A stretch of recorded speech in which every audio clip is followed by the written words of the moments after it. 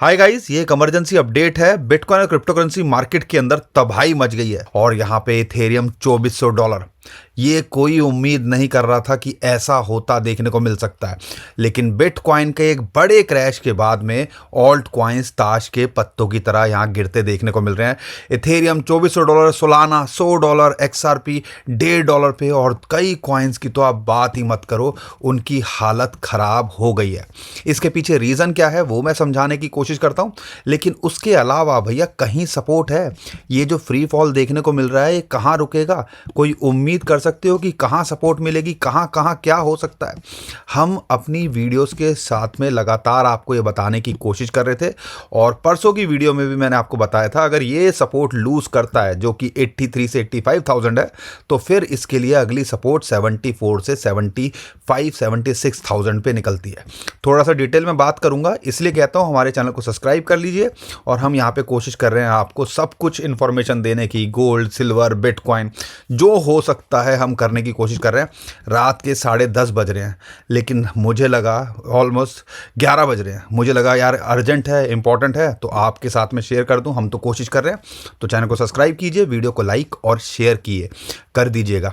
अब यहाँ पे कहानी क्या चल रही है देखो यार, बात भी नहीं बोली जा रही है, क्योंकि ऐसा नज़ारा देखने के बाद सिट्टी बिट्टी गुल सबकी हो जाती है। और यहाँ पे ये सदमे से कम नहीं है जो इस टाइम पे हमारे साथ बिटकॉइन क्रिप्टो करेंसी के अंदर हो रहा है। यहाँ पे कल जो है सिल्वर के अंदर 30% की गिरावट देखने को मिली थी। लग रहा था चलो यार इसके बाद में शायद जो इनफ्लो क्रिप्टो करेंसी का जो है गोल्ड और सिल्वर में जा रहा था, वहाँ से थोड़ी राहत मिलेगी। 13% सिल्वर, ये तो क्लोजिंग दिखा रहा है। जब ये अगर एक्चुअल में देखते हो तो ये 75 तक गिर गया था और 85 के आसपास चल रहा है। अब यहाँ पर लग रहा था कि यार जो है क्रिप्टो करेंसी के अंदर इन्फ्लो आ जाएगा, वो तो आया नहीं, बल्कि यहाँ पे मार्केट और लूट गई। अब उसके पीछे 2-3 बड़े कारण हैं और एक बड़ा कारण है वो डायरेक्ट है भैया, यूएस गवर्नमेंट शटडाउन। यहाँ पर पार्शियल शटडाउन लग चुका है। अब इसका मतलब क्या है?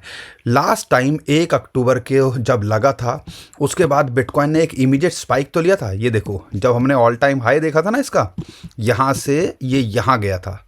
आपको ये दिख रहा होगा, ये चीज़ अगर आपको क्लियर नहीं दिख रही है तो उसके बाद जैसा धड़ाम से गिरा था वो सबको पता ही है। लेकिन इस बार इसने ऐसा लगता है कि यार मूड पहले ही दिन जो शटडाउन हो रहा है और यहाँ पर ऐसा लगता है उसकी शुरुआत में ही एक बड़ा डंप यहाँ देखने को मिल रहा है। एक तो ये रीज़न है कि भैया यूएस गवर्नमेंट शटडाउन, इससे जो ग्लोबल मार्केट है उस पर इम्पैक्ट पड़ेगा, यूएसए की मार्केट पे इम्पैक्ट पड़ेगा और कहीं ना कहीं इसी वजह से मार्केट को यहाँ पर बिटकॉइन, क्योंकि 24 घंटे ट्रेड होता है, क्रिप्टो करेंसी 24 घंटे चालू रहती है भैया, उसको सबसे पहले झेलने को मिलता है कहीं पे भी दुनिया में कुछ भी हो रहा हो। तो ये वजह से एक तो रीज़न निकल के आ रहा है कि यार हमें बिटकॉइन क्रिप्टो करेंसी के अंदर क्रैश देखने को मिल रहा है। चलो यहाँ पे 78 से अभी 79,000 तो दिख रहा है, लेकिन ओवरऑल देखते हैं ये हालात सही नहीं है। और दूसरा रीज़न है कि यहाँ पर जो नए चेयरपर्सन है मिस्टर जो ये है केविन वॉश, जो उनको मई के अंदर वो फेड के नए चेयरपर्सन बनेंगे और कहीं ना कहीं ऐसा लग रहा है इसको जो है मार्केट डाइजेस्ट नहीं कर पा रही है, क्योंकि कहीं ना कहीं ऐसा लगता है लोगों को कि ये कोशिश करेंगे यहाँ पर चीज़ों को कंट्रोल करने की। और जब चीज़ों को कंट्रोल करने की हरकतें होती हैं तो आपको पता ही है मैनिपुलेशन ज़्यादा हो जाती है। और जब से इनकी अनाउंसमेंट हुई है उसके बाद यूएसए की मार्केट के अंदर गिरावट देखने को मिल रही है, क्रिप्टो करेंसी मार्केट के अंदर और कमोडिटी के अंदर। कमोडिटी की यानी कि गोल्ड और सिल्वर में क्यों देखने को मिल रही है उसके बारे में लॉजिक अलग है, मैंने उनके ऊपर शॉर्ट्स बनाई हुई है, आप जाके देख लीजिएगा। लेकिन जो अभी फ़िलहाल इमीडिएटली एक बड़ा रीज़न निकल के आ रहा है, वो निकल के आ रहा है यूएस गवर्नमेंट शटडाउन। और अगर कुछ ईरान से रिलेटेड भी निकल के आ जाए अगले 1-2 दिनों के अंदर तो हम ज़्यादा शॉक नहीं होंगे। तो इसीलिए मैं हमेशा आपको बोलता हूँ कि भैया अगर आप शॉर्ट टर्म ट्रेडर हो, स्टॉप लॉस को लगा के चलो, या बल्कि भैया ट्रेडिंग मत करो शॉर्ट टर्म के अंदर, क्योंकि हमने अक्सर देखा है ऐसे मूव आते हैं ये 3 दिन के अंदर ही, कहाँ $90,000 और कहाँ अभी हम $78,000 पे घूम रहे हैं, $77,000 लगा के आया। Can you believe it?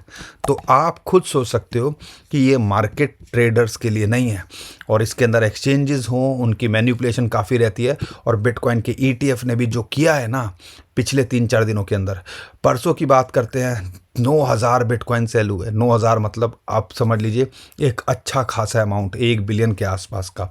ऐसे ही जो है कल 6,000 बिटकॉइन सेल हुए, यानी कि ETF की तरफ से सेलिंग प्रेशर है। यहाँ पे एक्सचेंजेस और मार्केट मेकर लगातार सेल कर रहे हैं। तो बिटकॉइन पे अब यहाँ पर लोगों का भरोसा टूटने लगा। अब करें तो करें क्या? टेक्निकली कहीं ना कहीं तो सपोर्ट मिलेगी।